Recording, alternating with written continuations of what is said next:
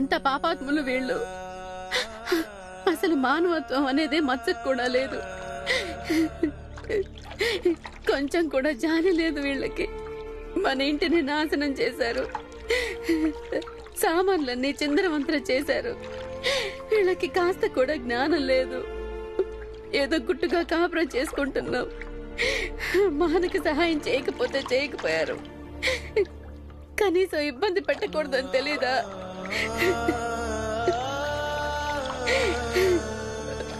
ఒక్క మనిషి కూడా రాలేదు మనకు సాయం చేయడానికి. జీజాబాయ్, ఈరోజు నువ్వు ఇంత బాధపడుతున్నావు. ఈ బాధ భీం రోజూ పడతాడు. ఇక ఈరోజు కూడా పడుతూనే ఉండొచ్చు. ఎవరో పరాయి వాళ్ళు ఏం సహాయం చేస్తారో సొంత వాళ్ళమే వాడికి సహాయం చేయడం లేదు. సామాన్లు మూటగట్టు, ఇక్కడి నుంచి వెళ్ళిపోదాం. ఉన్న పలంగా మనం ఇక్కడి నుంచి వెళ్ళిపోవాలి. లేకపోతే వీళ్ళందరూ రోజు ఇదే విధంగా బురదలో దొర్లిస్తారు. మన సామానంతా పగలగొట్టేస్తారు. వాళ్ళందరూ మన ఇంటికి నిప్పు పెట్టినా పెడతారు, మనల్ని సజీవ దహనం చేసినా చేస్తారు. కానీ ఇప్పుడు మనం ఎక్కడికి వెళ్దామండి?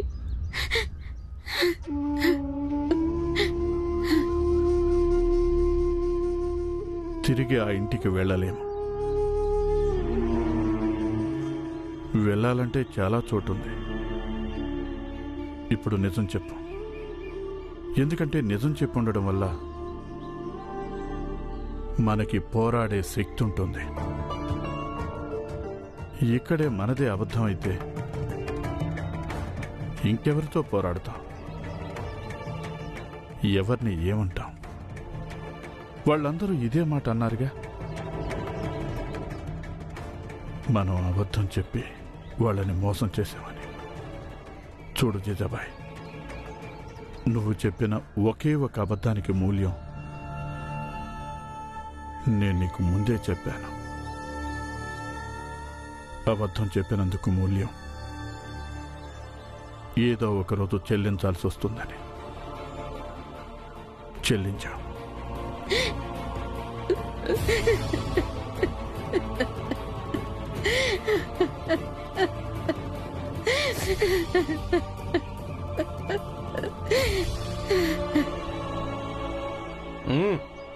లాగు లాగు.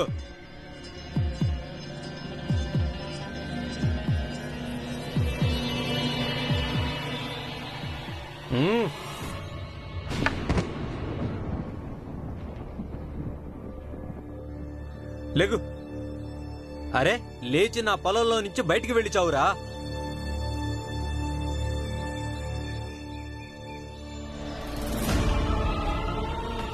లేగు. ఏ లేగు. ఆనందన్నయ్య, మా ఆనందన్నయ్యని వదిలిపెట్టండి. ఆనందన్నయ్య, ఆనందన్నయ్య, ఆనందన్నయ్య, కళ్ళు తెరవన్నయ్యా. ఒంట్లో కాస్తంత ఓపిక లేదు గాని ఎద్దులాగా నాగలు లాగుతాడంట. ఎద్దులాగా నాగలతో ఈ పొలమంతా దున్నుతానని చెప్పాడు. అందుకు డబ్బులు కూడా ఇవ్వాలంటే వీడికి. ఇక్కడి నుంచి తీసుకెళ్ళండి. ఆనందన్నయ్య ఎద్దుకు బదులుగా పొలం దున్నుతున్నాడా? పశువుల కంటే హీనంగా బతికే వాళ్ళు పశువుల్లాగా మారినా సరే అందులో ఏం కొమ్మలు మునిగిపోతాయి. నువ్వు ఇలా ఎందుకు చేసావు ఆనందన్నయ్య? ఆనందన్నయ్య, ఆనందన్నయ్య.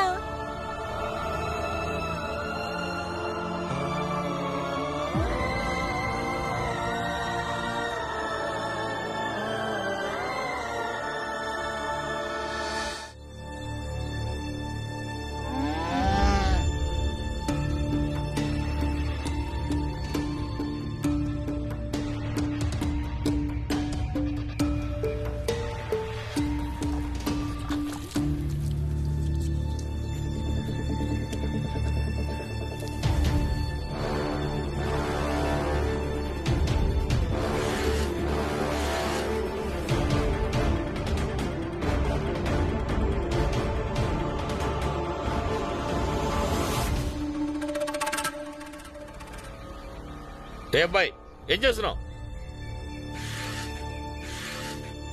ఏ చూడండి ఇక్కడ దొంగ దొంగ ఉన్నాడు ఇక్కడ. దొంగ దొంగతనం చేస్తున్నాడు చూడండి. దొంగ దొంగ పట్టుకోండి వాడిని. పట్టుకోండి దొంగ పట్టుకోండి పట్టుకోండి.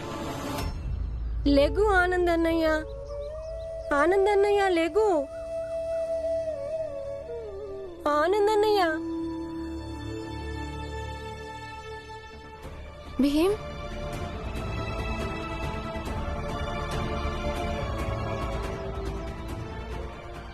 నేను బానే ఉన్నాను. నేను మిగతా పొలాన్ని ఇప్పుడు దున్నేస్తానండి. భీమ్, నువ్వు ఇక్కడే ఉండు. వద్దు ఆనందన్నయ్య, నువ్వు ఇంటికి పదా. వద్దు భీమ్, మనం ఇంకొంచెం కష్టపడ్డావంటే అప్పుడు మనకు డబ్బులు వస్తాయి. నువ్వు ఇక్కడే ఉండు భీమ్. వద్దు ఆనందన్నయ్య, దీన్ని వదిలిపెట్టు. నువ్వు ఇంటికి పదా. నువ్వు ఈ పని చెయ్యొద్దన్నయ్యా.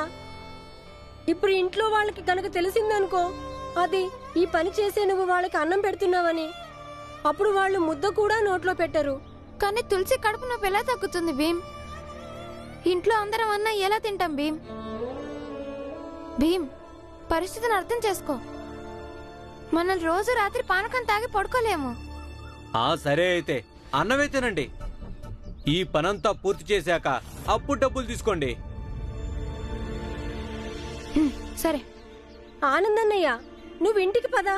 నువ్వు ఈ పని చేయడానికి వీల్లేదు. ఏదో ఒక దారి దొరుకుతుందిలే ఆనందన్నయ్య, నువ్వు ఇంటికి పదా. కానీ దొంగ దొంగ పట్టుకోండి వాడిని పట్టుకోండి. ఏ ఆగరా.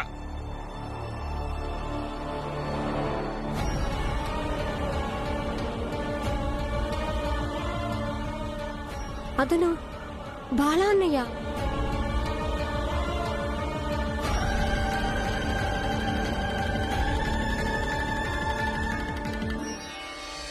రా అన్నయ్య.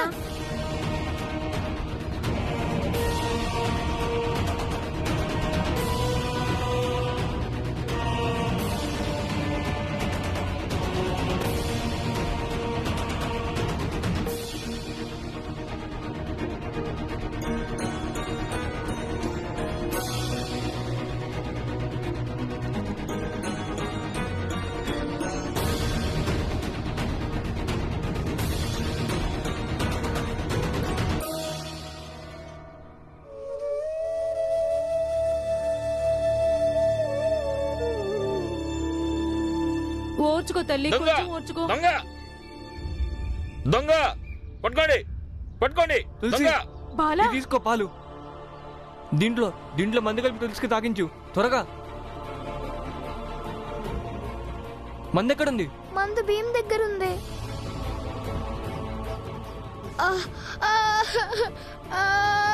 తులసి, చూడమ్మా చూడు, నేను పాలు తీసుకొచ్చాను.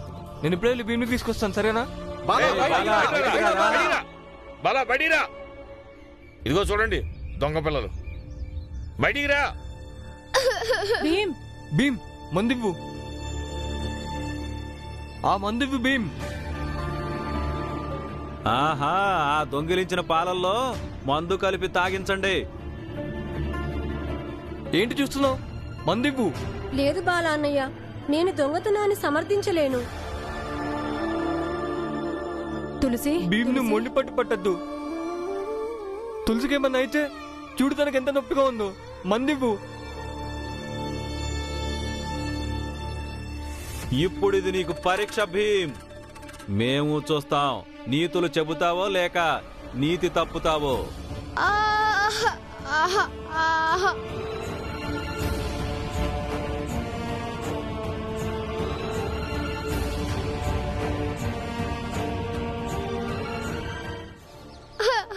భీమ్, భీమ్ మందిచ్చేయి.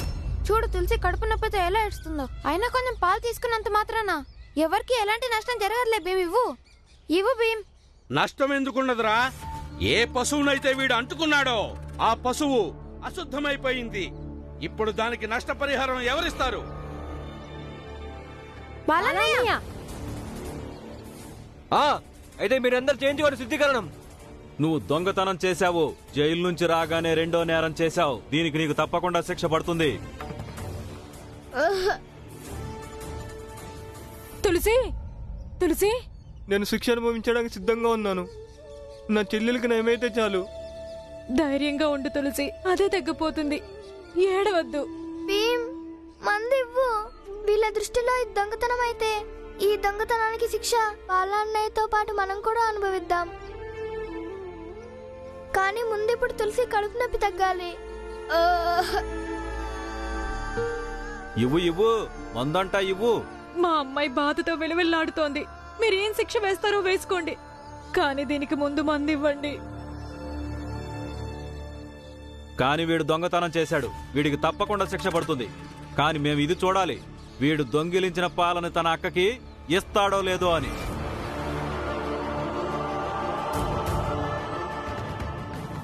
భీమ్ ఎలాగో దొంగతనం అని ముద్ర పడిందిగా, మరి ఇప్పుడు ఈ పాలని వాడుకుంటే తప్పేంటి? ఏది భీమ్ మంది ఇవ్వు, తొందరగా ఇవ్వు.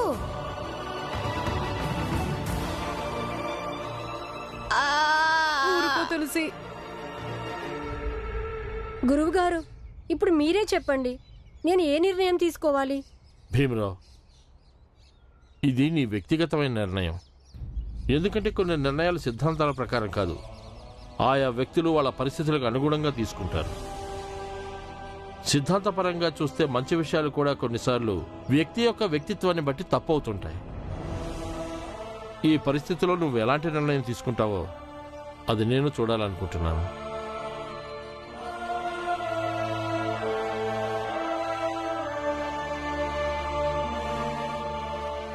ఏదైతే అదే అవుతుంది. నేను దొంగిలించిన ఈ పాలని మా అక్కకి ఉపయోగించను. ఎందుకంటే నాకు ఇష్టం లేదు నా తులసి అక్కకి దొంగిలించిన ఈ పాలతో వైద్యం చేయటం. భీమ్ మొండిపట్టి పట్టద్దు. అన్ని తెలిసినట్టు మూర్ఖంగా మాట్లాడుకు. మందు ఇవ్వు. లేదు, తులసి కోసమైనా ఇవ్వరా. నన్ను క్షమించు తులసి అక్క, కానీ నేను దొంగతనాన్ని సమర్థించలేనన్నయ్యా. ఇవ్వరా భీమ్. ఇవ్వు. లేదు బాలా అన్నయ్య, నేను ఇవ్వను. ఇవ్వు. భీమ్ ఆనంద్ పట్టుకో వీడిని. ఇవ్వు భీమ్. ఇవ్వను. ఆనంద్ వెతుకు. బాలా, భీమ్, భీమ్ చేతి. ఏది? ఆనందన్నయ్య, భీమ్, చేతులు తీ.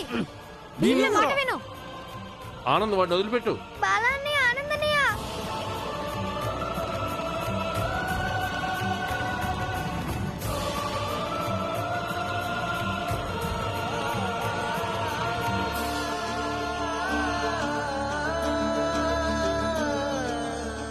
ఆనంద్, బాలా వాడిని వదలండిరా. భీమ్ మంది ఇవ్వు బాబు, ఇవ్వు నాన్న. భీమ్ ఇవ్వను. ఇవ్వు. ఇవ్వు భీమ్. ఇవ్వను బాలా అన్నయ్య. భీమ్ తులసి కోసం ఇవ్వు. భీమ్ మొండి చేయకుండా ఇవ్వరా. భీమ్ తులసి కోసం ఇచ్చే. నేను ఇవ్వను. దాని పరిస్థితి చూడు. ఆనంద్, ఆనంద్ వదిలిపెట్టు.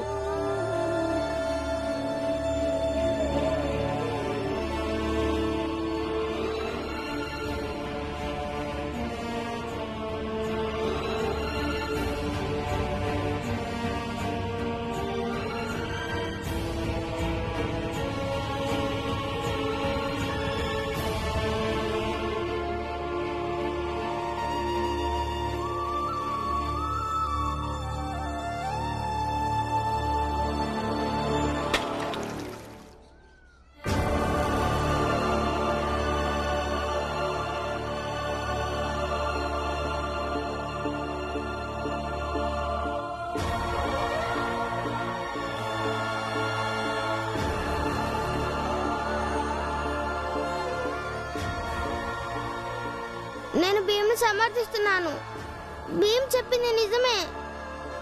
నేను చచ్చిపోతాను, కానీ దొంగలించి తెచ్చిన ఈ పాలతో మందు వేసుకోను నేను.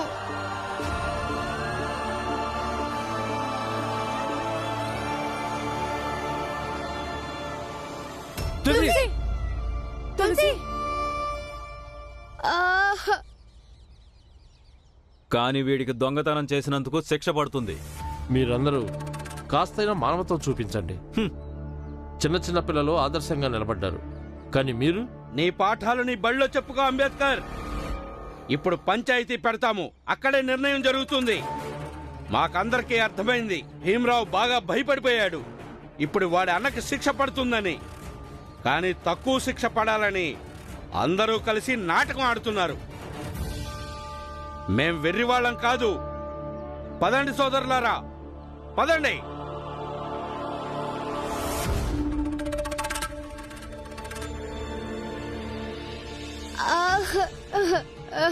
తులసి ఓర్చుకో, తగ్గిపోతుంది.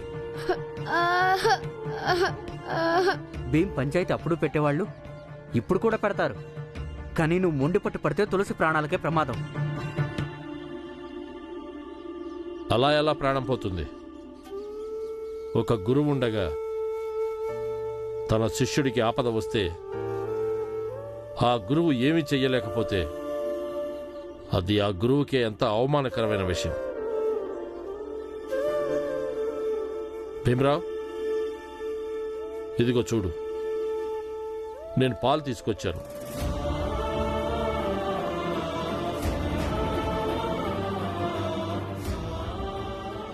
దీంట్లో మందు కలిపి తులసికి తాగించు. నాకు తెలుసు నువ్వు ఎవరి దగ్గర ఏది ఉచితంగా తీసుకోవాలి. కానీ ఒక గురువుకి తన శిష్యుడు కూడా పుత్రుడితో సమానం అవుతాడు. ఇక ఎప్పుడైతే శిష్యుడు కష్టంలో ఉంటాడో అప్పుడు గురువు బాధ్యతగా తండ్రి పాత్ర పోషిస్తూ శిష్యుడు బాధల్ని పోగొట్టాల్సి ఉంటుంది. భీమరావు, నాకు తెలుసు ఈ సమయంలో నీకు తులసి ఆరోగ్యం కంటే మించి ఇంకా ఏ విషయమో ముఖ్యం కాదు. అందుకని తులసి ఆరోగ్యం దృష్ట్యా నన్ను సహాయం చేయి. నువ్వు నేను పాలు ముందుగానే తీసుకొచ్చాను, కానీ ఆ విషయం నీతో చెప్పలేదు. ఎందుకంటే నేను చూడాలనుకున్నాను ఇలాంటి క్లిష్ట పరిస్థితుల్లో భీమరావు ఎలాంటి నిర్ణయం తీసుకుంటాడు.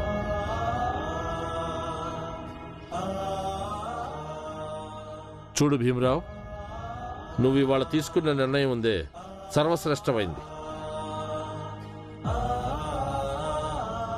ఇదిగో,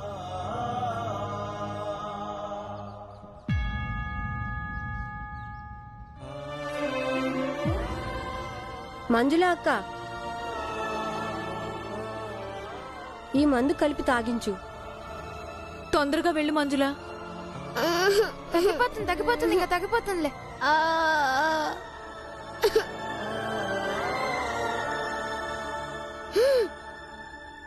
బాలా, ఆనంద్,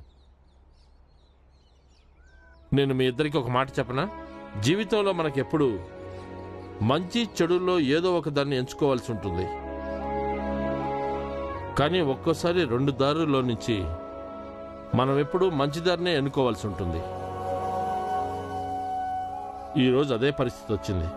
మీ ఇద్దరు చేసింది మంచిదే, కానీ భీమరావు చేసింది ఇంకా మంచిది. తెలియదు గురువు గారు, నేను నా చెల్లెలి ప్రాణం కాపాడాలనుకున్నాను. అది తప్పని నేను ఇంకేమీ ఆలోచించలేదు. ఒకవేళ న్యాయం సిద్ధాంతం దీన్ని తప్పంటే తప్పైనా సరే నా చెల్లి ప్రాణం కాపాడడమే నాకు ఎక్కువ ముఖ్యం అనిపించింది. బాలా, భీమరావు ఏది చెప్పినా సరే దాన్ని మీరందరూ అనుసరిస్తే మంచిది. వాడెప్పుడు ధైర్యంగా నీతిగా ఉంటాడు. జీవన పోరాటంలో ఏ పరిస్థితిని ఎదిరించాలన్నా ధైర్యం అన్నిటికంటే పెద్ద ఆయుధం అవుతుంది. తెలిసిందా? కానీ బాలా అన్నయ్య, నువ్వు ఎందుకు చేసినది దొంగతనమే. దానికోసం ఇప్పుడు వాళ్ళందరూ పంచాయతీ కూడా పెడతారు. అవును, వాళ్ళు మిమ్మల్ని ఇబ్బంది పెట్టడానికి అవకాశం వెతుకుతున్నారు. బాలా, ఈరోజు నువ్వు వాళ్ళకి అవకాశం ఇచ్చావు. నేను చేసింది తప్పే గురుగారు, ఒప్పుకుంటాను. శిక్ష కూడా అనుభవిస్తాను. బాలా, మాతో పాటు రా. పంచాయతీ నుంచి పిలుపు వచ్చింది. సరే, నేను రావడానికి సిద్ధంగా ఉన్నాను. కానీ నేను వచ్చే ముందు నా చెల్లికి నా చేతితో ముందు తాగిచ్చి వస్తాను. త్వరగా తాగించు, త్వరగా.